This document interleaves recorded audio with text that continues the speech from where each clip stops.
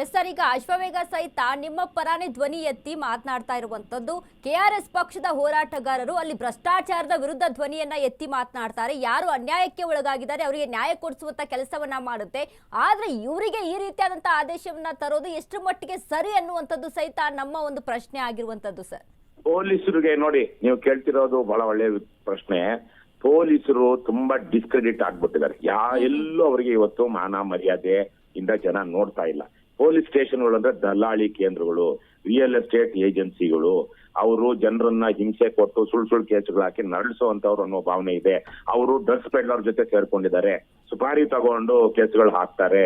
ಅವರು ಕಳ್ಳ ಸಾಗಾಣಿಕೆ ದಂಧೆ ತೊಡ್ಕೊಂಡಿದ್ದಾರೆ, ಗಾಂಜಾ ಸಾಗಾಣಿಕೆಯಲ್ಲಿದ್ದಾರೆ. ಇಷ್ಟು ಯಾರ್ಯಾರ್ದು ಇಷ್ಟು ಬರ್ತಾ ಇದೆಯಲ್ಲ. ಈಗ ಮೊನ್ನೆ ಅವನ ಒಬ್ಬ ಡಿಜಿಪಿ ಆದವನು ಎಂತ ಕೆಲಸ ಮಾಡ್ತಾ ಇದ್ದ ಆಫೀಸಲ್ಲಿ ಕೂತ್ಕೊಂಡು. ಯಾರ್ಯಾರೋ ಡ್ರಗ್ಸ್ ಪೆಡ್ಲರ್ಸ್ ಜೊತೆ ಸೇರ್ಕೊಂಡಿದ್ರು. ಮುಖ್ಯಮಂತ್ರಿನೇ ಪೊಲೀಸರಿಗೆ ನಿಮ್ಗೆ ನಾಚಿಕೆ ಮಾನ ಮರ್ಯಾದೆ ಇದೆಯಾ, ಇಷ್ಟು ಜನ ಶಿಕ್ಷೆ ಕಂಪ್ಲೇಂಟ್ ಆಗಿದೆ ನಿಮ್ ಮೇಲೆ ಅಂತ ಬಹಿರಂಗವಾಗಿ ಪೊಲೀಸರಿಗೆ ಉಗಿದಿದ್ದಾರೆ. ಸೊ ಪೊಲೀಸರಿಗೆ ಯಾವುದೇ ರೀತಿಯ ಕ್ರೆಡಿಬಿಲಿಟಿ ಇಲ್ಲ ಇವತ್ತು ಸಮಾಜದಲ್ಲಿ. ನಿಮ್ಗೆ ಹೇಳ್ಬೇಕು ಈ ಸಂದರ್ಭವನ್ನ ಬಳಸ್ಕೊಂಡು ಹೇಳ್ತೀನಿ. ನಾವು ನೂರಾರು ಜನ ಪೊಲೀಸರು ನಮ್ಮ ಬಗ್ಗೆ, ವಿಶೇಷವಾಗಿ ಕೆಳ ಹಂತದ ಅಧಿಕಾರಿಗಳು, ಪ್ರಾಮಾಣಿಕ ಅಧಿಕಾರಿಗಳು ನಮ್ಮ ಬಗ್ಗೆ ಗೌರವ ಇಟ್ಕೊಂಡಿದ್ದಾರೆ. ನಮಗೆ ಅವರ ಮನೆಯವ್ರ ಕಡೆಯಿಂದ ಡೊನೇಷನ್ ಕೊಡ್ತಾರೆ. ನಮಗೆ ಅವರೇ ಬೇಡ ಅಂದ್ರೂ ಪೊಲೀಸರೇ ಹೋಟ್ಲಲ್ಲಿ ಊಟ ಕೊಡ್ಸಿದ್ದಾರೆ. ನಮಗೆ ಬೇರೆ ಬೇರೆ ರೀತಿಯಲ್ಲಿ ಸಹಾಯ ಮಾಡಿದ್ದಾರೆ. ಯಾವನೋ ಒಬ್ಬ ಅಧ್ಯಕ್ಷ ಏನಂತಾರೆ ಅಯೋಗ್ಯ, ಭ್ರಷ್ಟ, ಪರಮನೀಚ, ಯಾವುದೋ ಒಂದು ಸ್ಯಾಡಿಸ್ಟಿಕ್ ಒಂದು ವಿಕೃತತೆಯಿಂದಾಗಿ ನಮ್ಮ ಮೇಲೆ ಕೇಸು ಹಾಕಿದ್ದಾರೆ ಹೊರತು ಪ್ರಾಮಾಣಿಕ ಅಧಿಕಾರಿಗಳು ನಮ್ಮ ಮೇಲೆ ಯಾವತ್ತೂ ಕೇಸು ಹಾಕಿಲ್ಲ, ಹಾಕೋದು ಇಲ್ಲ. ಹಾಗಾದ್ರೆ ಇವತ್ತು ಬಹುತೇಕ ಪೊಲೀಸರು ಎಲ್ಲರೂ ಕೆಟ್ಟವ್ರೇನು ಅಲ್ಲ, ಆದ್ರೆ ಭ್ರಷ್ಟರು ಇವತ್ತು ಅಧಿಕಾರ ಸ್ಥಾನದಲ್ಲಿದ್ದಾರೆ.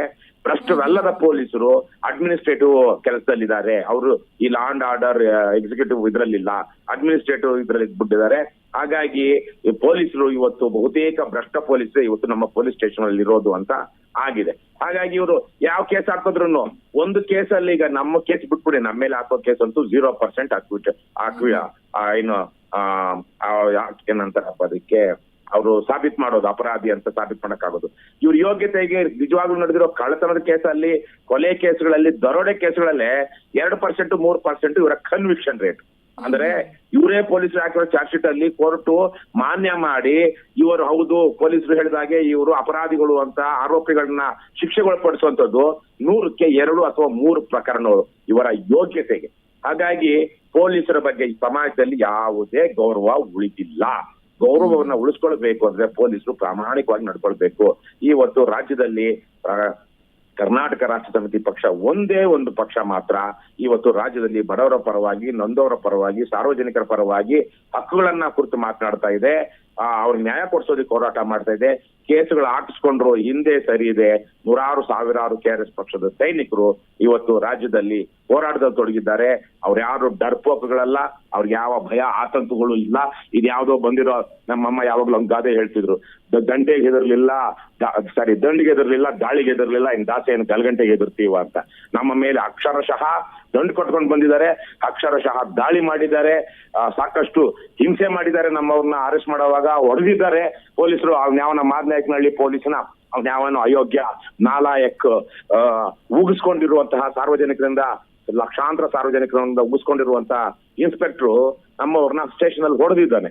ಆದ್ರೂ ಯಾವ್ದಕ್ಕೂ ಕೆಆರ್ಎಸ್ ಪಕ್ಷದವ್ರು ಇಲ್ಲಿ ತನಕ ಹಂಚಿಲ್ಲ, ಹಿಂದೆ ಸರಿದಿಲ್ಲ, ಮುಂದೇನು ಸಹ ಹಿಂದೆ ಸರಿಯಲ್ಲ.